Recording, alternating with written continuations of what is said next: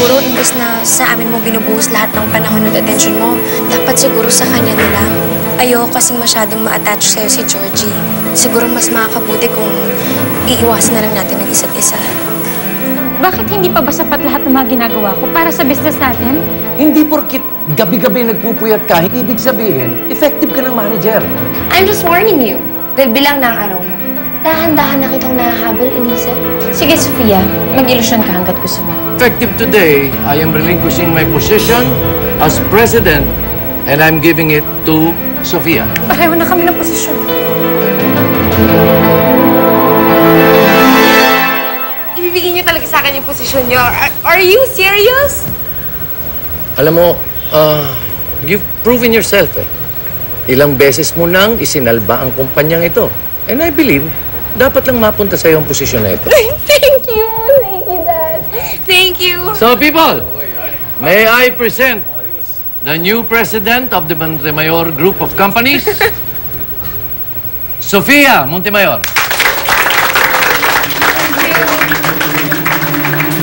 Seryoso ka ba sa sinasabi mo? Maling-mali to, Michael, na naging malapit ka sa aming mag-ina. May asawa at anak ka.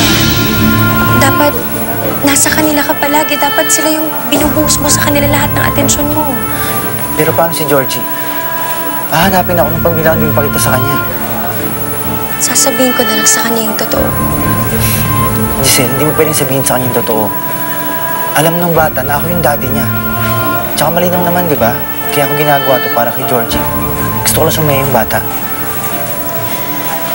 Michael, salamat Napakabuti mo. Pero ayokong nauobliga ka para sa anak ko. Maling-mali ito na pinaniwala natin siya sa isang kasinungalingan eh. Hindi ako dapat pumayag na magpanggap ka bilang ama niya. Kaya sige na. Doon ka na lang sa pamilya mo.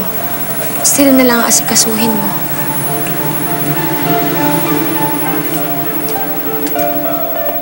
Bakit ginawa ni Papa to? Bakit binigay niya yung posisyon na yun sa babae niya? Taka ka pa. Eh di malamang inuto-uto niyang si Sofia ang papa mo, di ba? Para ibigay sa kanya yung posisyon na yun. Pamali yun. Alam mo, Eliza, puntahan natin sila tapos questionin natin kung bakit ipinagkakatiwala ng papa mo yung ganung klaseng posisyon kay Sofia. Hindi dapat ganoon. Salot yan, Ellie. Sandali lang. Hindi, huwag. Huwag na nakakahiya eh. Ay, ang dami-daming tao. Ayoko ipahiya si Papa. So wala kang gagawin. Eliza, nakita mo naman yung binigay na posisyon sa kanya. Presidente. Presidente ng kumpanya. Ipinagkatiwala ng papa mo yung posisyon niya kay Sofia. Alam mo, nauna ka pa dito eh. Tapos siya makakakuha ng posisyon. Mali, hindi pwede. Halika na. Sandali lang. Sa ibang araw ko na lang siya kakausapin. Hanap ako ng magandang timing. Huwag mo na ngayon.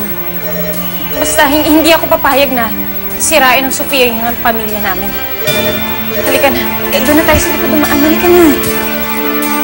Hindi pa rin ako makapaniwala na ibibigay niyo talaga sa akin yung posisyon niyo. Are you serious? I am very serious. Look, you asked for leeway. Sabi mo, kailangan mo ng more control para magawa mo yung mga magaganda mong plano para sa kumpanya. O yan ang binibigay ko sa iyo ngayon. Yes, Dad. I asked for more leeway, but I didn't expect naman na ibibigay niyo sa akin yung ganito kalaking responsibilidad. Bakit, Sofia? Palagay mo ba mali ako ng pagbibigay ng posisyon sa iyo? Of course not. Dad, as a matter of fact, I'm very, very thankful. It's just that, naiisip ko lang kung ano magiging reaction nila Lola. Especially ni Eliza. Sigurado ako magwawala yung mga yun kapag nalaman nila yung pag-promote sa akin. At sigurado akong pipigilan nila yung promotion ko. Na-expect ko na yan. But you should consider, bukod sa pagiging ama, first and foremost, negosyante ko. And I have to make decisions na alam kong ikabubuti ng kabuhayan natin. And right now, I believe you're the right person for the position. Yes. But Eliza will get really hurt. Dad, pipigilan niya yung promotion ko. Ipipressure niya kayo. Handa na po ba kayong tiisan ng lahat ng yun para sa akin? Dad, kayo na lang po ang inaasahan ko. Ginagawa ko tong lahat ng to kasi ayaw kong mabigo kayo. So I really hope na maipagtanggol niya ako kay Eliza. Because if not, masasaktan talaga ako doon. Alam ko. At ayoko nang masaktan ka pa ulit. So don't worry. Ako ang bahala sa'yo. And ako na rin ang bahala kay Mama at saka kay Eliza, okay? Promise? Promise. Thank you! Alam mo, Michael, tama yung desisyon ni Giselle na yun na palayuin ka niya sa kanilang anak niya. Hindi maganda yung napapalapit sa kanilang masyado. Ba't sana kung binata ka pa? Naiintindihan ko naman ho yung point niya. Ang sa akin lang ho, nakukonsensya ho ako para kay Georgie. Lumalabas niyang pinaasa ko yung bata na meron siyang ama. Tapos di niya ako makikita. Sana wala siyang sakit. Nang hindi mo na problema yun. Huwag mo nang isipin si Georgie. Manny June, ang dali niyo hong sabihin yan. Sa totoo lang, napalapit na ako sa bata. Masaya ako kapag kasama ko si Georgie. Michael, meron kang sariling pamilya. Sila ang dapat nakakapagpasaya sa'yo, hindi ibang tao.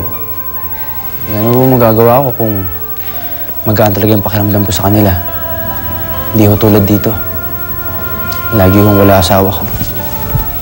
Si Nina naman, lagi hinahanap yung mami niya. Hindi ko ramdam na importante ako.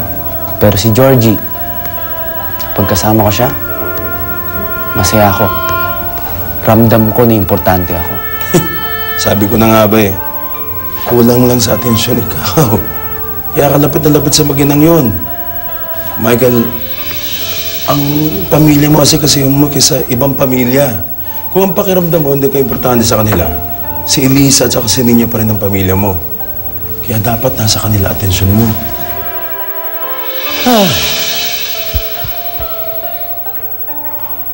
Eliza, kanina ka pa ba nandito? Kararating-rating ko lang din po. Galing kami ni Lucia sa office. At alam ko na kararating nyo lang din na galing kayo sa company outing. Oo. Alam mo palang nag-outing kami. Apo. At nandun kami ni Lucia sa labas, nakikita namin kayo. At alam na rin namin yung tungkol sa malaki niyong announcement. Alam mo na rin palang tungkol sa bagong posisyon ni Sofia. Apo. Alam na ba ito ni Lola? Your Lola is on a business trip. Pero pagbalik niya bukas, sasabihin ko sa kanya ang desisyon ko. Bakit ito ginawa pa?